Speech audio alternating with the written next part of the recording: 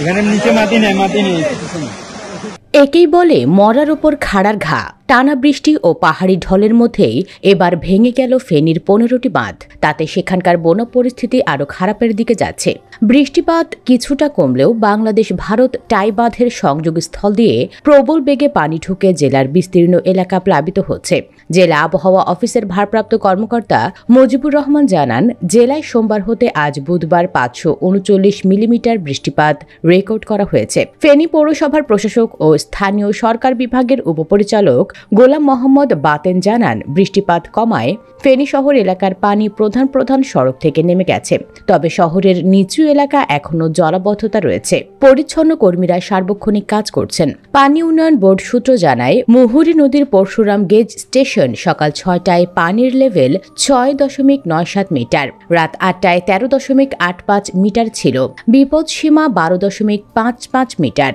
এই সময়ে প্রায় 7 মিটার পানি বৃদ্ধি পেয়েছে, যা বিপদ সীমার 130 সেন্টিমিটার উপর দিয়ে পানি প্রবাহিত হয়েছে। দীর্ঘ সময় বিপদ সীমার উপর দিয়ে পানি প্রবাহিত হওয়ায় পরশুরাম উপজেলায় মুহুরী নদীর ডান তীরে 0 পয়েন্টে বাংলাদেশ ভারত টাই বাঁধের সংযোগস্থল দিয়ে বন্যার পানি প্রবেশ করেছে। মুহুরী নদীর উভয় তীরে বন্যা নিয়ন্ত্রণ বাঁধে 15টি স্থানে ভাঙন সৃষ্টি হয়েছে। পানি উন্নয়ন বোর্ডের নির্বাহী প্রকৌশলী আক্তার হোসেন মজুমদার বাসসকে জানান, প্রবল বেগে ভারতের উজান থেকে পানি আসায় বন্যা নিয়ন্ত্রণ বাঁধের বিভিন্ন স্থানে পানি উপচিয়ে বাঁধ ক্ষতিগ্রস্ত হয়েছে। বন্যার পানি ধীরে ধীরে কমতে শুরু করেছে। সবশেষ সকাল 9টায় পানির লেভেল 13.31 মিটার। দুপুর থেকে বিপদ সীমার 60 সেন্টিমিটার উপর দিয়ে পানি প্রবাহিত হচ্ছে। জেলা প্রশাসক সাইফুল ইসলাম জানান, জেলার পরশুরামে অন্তত 15টি এবং ফুলগাছিতে 13টি গ্রাম প্লাবিত হয়েছে। 2 উপজেলায় 131টি আশ্রয় কেন্দ্র খোলা হয়েছে। ইতিমধ্যে 12 শতাধিক মানুষ 2 শতাধিক গবাদি পশু আশ্রয় কেন্দ্রে অবস্থান নিয়েছে। তাদের জন্য প্রয়োজনীয় খাবারের ব্যবস্থা করা হয়েছে। তিনি আরও জানান, উদ্ভূত পরিস্থিতিতে জেলা প্রশাসকের কার্যালয়ে কন্ট্রোল রুম খোলা হয়েছে। জেলার 6 উপজেলায় জেলা প্রশাসনের কর্মকর্তাদের মনিটরিং এর জন্য দায়িত্ব দেওয়া হয়েছে। তিনি সার্বক্ষণিক ক্ষতিগ্রস্ত এলাকায় সরেজমিন খোঁজ খবর রাখছেন। এদিকে পুলিশ সুপার মোহাম্মদ হাবিবুর রহমান জানান, পুলিশ সুপার কার্যালয়ে কন্ট্রোল রুম খোলা হয়েছে। জেলার সব থানায় পুলিশ সদস্যরা তৎপর রয়েছেন।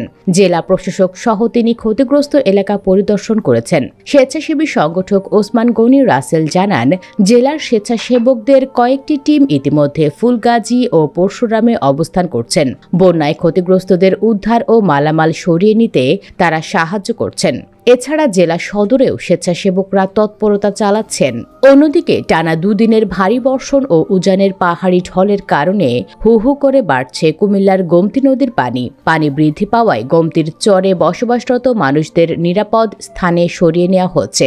এছাড়া জেলার কয়েকটি উপজেলায় বন্যার আশঙ্কা দেখা দিয়েছে। 3:15টার দিকে গোমতী নদীর পানি 8.56 সেন্টিমিটারে প্রবাহিত হতে দেখা গেছে, যা বিপদ সীমার 3 মিটার নিচে। গোমতী নদীর বিপদ সীমা 11.3 সেন্টিমিটার। কুমিল্লা পানি উন্নয়ন বোর্ড সূত্রে জানা গেছে, আকস্মিক ভারী বর্ষণ ও উজানের ঢলে গত 24 ঘণ্টায় গোমতীর পানি 5 মিটারের মতো বৃদ্ধি পেয়েছে। কুমিল্লা অঞ্চলের পাশাপাশি ভারতের ত্রিপুরা রাজ্যেও ব্যাপক বৃষ্টিপাত হচ্ছে। ওই রাজ্যের পানি গোমতী দিয়ে প্রবাহিত হয়ে কুমিল্লা অংশের দিকে নামছে। কুমিল্লা পানি উন্নয়ন বোর্ডের নির্বাহী প্রকৌশলী খান মোহাম্মদ ওয়ালিউজ্জামান জানিয়েছেন, নদীর পানি দ্রুত বাড়ছে এবং এখনই সবাইকে সতর্ক থাকার সময়। বৃষ্টি থেমে গেলে এবং উজানের ঢল বন্ধ হলে বিপদ কাটতে পারে, নতুবা বন্যার শঙ্কা রয়ে যাবে। পরিস্থিতি নিবিড়ভাবে পর্যবেক্ষণ করা হচ্ছে বলে জানিয়েছেন তিনি। অপরদিকে কুমিল্লা আবহাওয়া অফিস সূত্রে জানা গেছে, গতকাল বিকেল 3টা থেকে আজ বিকেল 3টা পর্যন্ত 24 ঘণ্টায় 129.4 মিলিমিটার বৃষ্টিপাত রেকর্ড করা হয়েছে। একটি ভারী বর্ষণের সংকেত রয়েছে। আগামী 24 ঘণ্টায়ও এই বৃষ্টিপাত অব্যাহত থাকবে। কুমিল্লার অতিরিক্ত জেলা প্রশাসক সার্বিক পঙ্কজ বড়ুয়া গণমাধ্যমকে বলেন, জেলা প্রশাসন ইতোমধ্যে বন্যার প্রস্তুতি সম্পন্ন করেছে। আমাদের 586টি আশ্রয় কেন্দ্র প্রস্তুত রাখা হয়েছে। পাশাপাশি পর্যাপ্ত শুকনো খাবার ও জিআর চাল মজুত আছে। আমরা পরিস্থিতি পর্যবেক্ষণ করছি। সব মিলিয়ে যে পরিস্থিতি, তাতে দূর থেকে আমাদের দোয়া করা ছাড়া আর কিছুই করার নেই। দোয়া করি আল্লাহ তাআলা যেন ফেনী ও কুমিল্লাবাসীকে হেফাজত করেন। আমিন। দর্শক, কমেন্টে আপনিও আমিন লিখে আপনার এলাকার পরিস্থিতি জানিয়ে দিন। ধন্যবাদ।